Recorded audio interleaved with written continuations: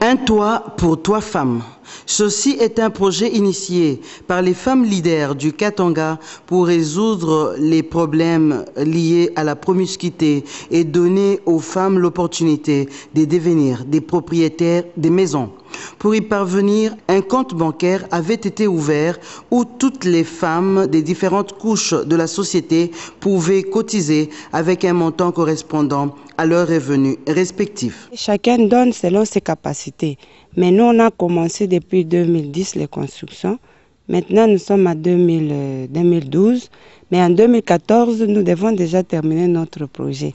Par exemple, celle qui travaille, celle qui a l'argent, ils donnent plus.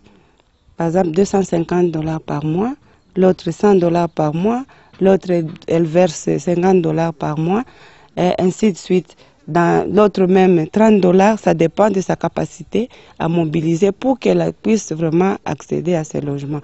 Et ça se fait dans une grande solidarité.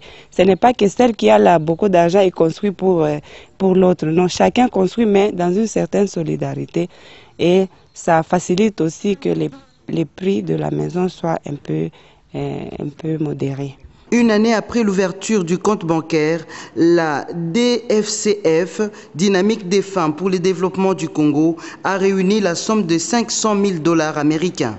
Ainsi, elle a démarré le projet de construction de la Cité de la Femme dans l'Interland de la ville de Lubumbashi. Sur une superficie de 150 hectares, la DFCF a lancé la première phase de construction des 500 maisons regroupées selon 3 catégories, A, B et C. Outre les toits d'habitation, le projet a également conçu la construction d'une école, d'un centre de santé, d'un marché et des shops. Voici une action de démonstration des capacités des femmes à pouvoir participer à la reconstruction de leur pays.